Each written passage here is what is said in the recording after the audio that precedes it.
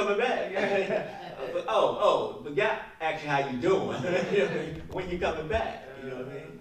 So this is totally different. This is a person who really genuinely cared about his people to the point that he moved the servant inside of his home.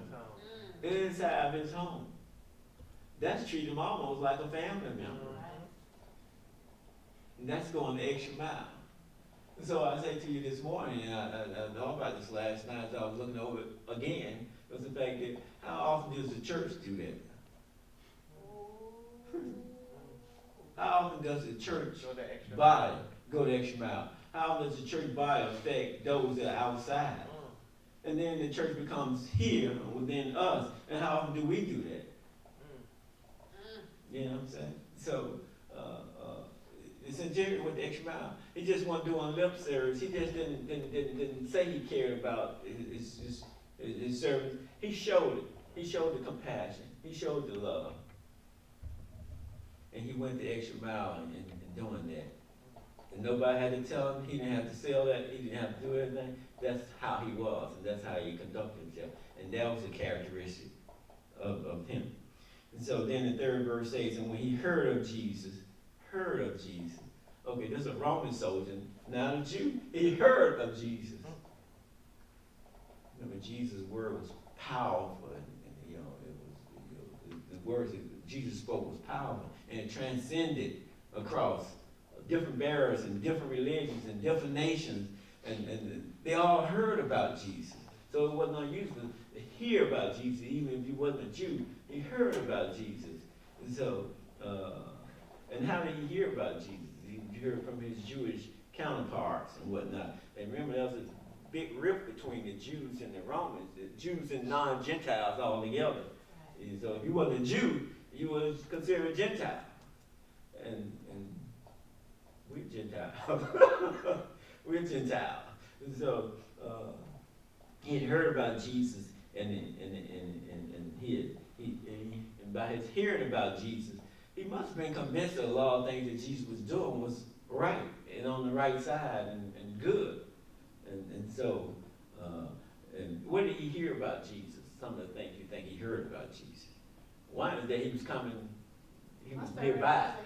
He was a healer, right? For him to ask about him doing something for his servant, he must have heard that much. He was a healer. He must have been convinced that he could heal, that he actually could heal.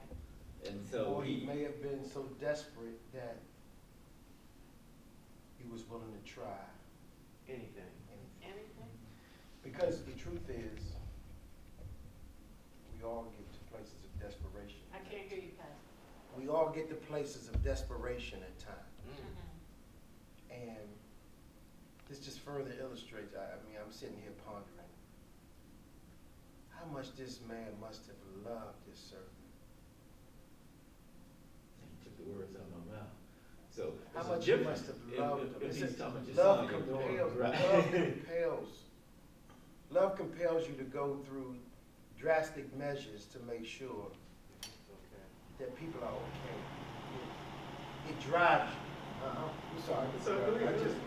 It just drives you. Love compels you to go to places that you don't normally go to meet needs that aren't normally met or can't be met any other way. I get overwhelmed when I think about this centurion's, not just his faith, but his love. His love compelled him to go to a man he heard about, not that he knew, that he heard about, to say, don't heal me. It ain't about me. He begged. Heal my servant. And then you're going to get to this, and I ain't still even done it, but and then to make a compelling argument as to why he should help him. Right. First, let's remember that this is his servant. It's his servant that he's doing this for. That he's doing it for. Not his son, daughter, not his wife. This is his servant. This is his slave that he's doing that for. And so he's going the extra mile, and he's heard about this Jesus, and Reverend Jackson says that maybe that's the point where he worked. He would take any alternative, whatever he could do. That's amazing in itself that he would do it for his servants. And that showed that his characteristics and whatnot that he had. And the love and compassion he had, that he just wasn't doing lip service. And so he inquired of the Jewish elders that they would go into Jesus and inquire that he would come and heal his servant. And the Jewish elders responded in what kind of way? How did the Jewish elders respond? The Jewish elders that the centurion went to said, hey, that man called Jesus, I've heard that he's been going from town to town, and since he's been going from healing, he healed the person of leprosy. This is what Jesus had just done. He had healed the man of leprosy when he was up the mountain. The man of leprosy came. He's been doing some healing and whatnot. He's been working miracles, and he was convinced of it. But this was a Roman, you know what I mean? The Romans and Jews were disconnected. I mean, he was a Roman soldier. You know what his mission was? To make sure that the Jews didn't get too close and keep them contained. That was his mission, to make sure that there was a separation there. And the Jews didn't get too big and too contained, keep them in a box kind of like. And so that's what his mission was. That's what this interior job was. And so when he went to the elders, the Jewish elders, he went to them and pleaded with them that they would go to get this man Jesus over here and come and heal this servant. And what was the Jewish elders' response? They went to, wonder why they went to Jesus. I don't know. As you were talking, I was wondering. I know why they went to Jesus. Why would they, because as you say that the Romans and Jews, they weren't buddy-buddies. Right. Just the opposite. Just the opposite. It's all political, Miss Grace. It's all political. It's all politics. It's what's in it for me. I'm serious. It's what's in it for me. But I tell you, go ahead. You know, and having said that, I was trying to wait till we got there, but this, Which verse you gonna wait to? and when they came, well. Okay, we're gonna get to that verse. Oh, okay. That's the next verse. Yeah, that's the And next so, one. in the third verse, they even heard of Jesus and sent him, the elders of the Jews, beseeching him that he would come and heal his servant. So he went to the elders of the Jewish elders, and he chatted with them, and he said, can you go get the Jesus, can you ask that Jesus to come heal my servant? Because he's near death. He's on his grave bed, you know what I mean? He wasn't just sick, he just didn't have a cold, you know what I mean?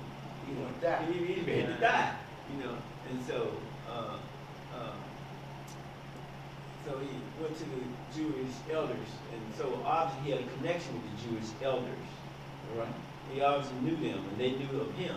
And they knew that despite his role, despite that he was the master, despite that he kept the distance or kept the Jewish people in the box, that he was a different type of centurion. He was a different type of Roman. That he showed compassion, and he obviously had protected, and he had loved them, and he showed his love. He just wasn't talking. He showed his love towards the Jewish people. And he went so far as that we're going to read in the scripture down that he would build a synagogue. He would build a church for the Jews. That's a different type of love. That's a different type of Roman that they weren't used to. And so he had a connection with these people. He had shown his love and compassion. He had shown that he was real before the people who wasn't in his nationality or his race. He had shown something that Jesus, did in his words, that, Jesus' message that crosses over every different barriers. It crosses over different bloodlines. The message of Jesus affects different people, different nations. It just doesn't stick with one race of people. Or after marriage, we would never know what Christianity was. So that's the message of Jesus, that it crosses over different barriers. Jews and non-Jews, Gentiles. And otherwise, we wouldn't be able to be saved. Jesus specifically had Paul and others that come to speak to us, the Gentiles, and inform us that the Gentiles could be saved as a result as well. And he brought in different apostles with that message. when as Paul being the leader of that. So I won't get too far off that lesson. But here, the Jewish elders agreed to go and get this Jesus because they had seen the work of this centurion. They had seen the work of this Roman soldier.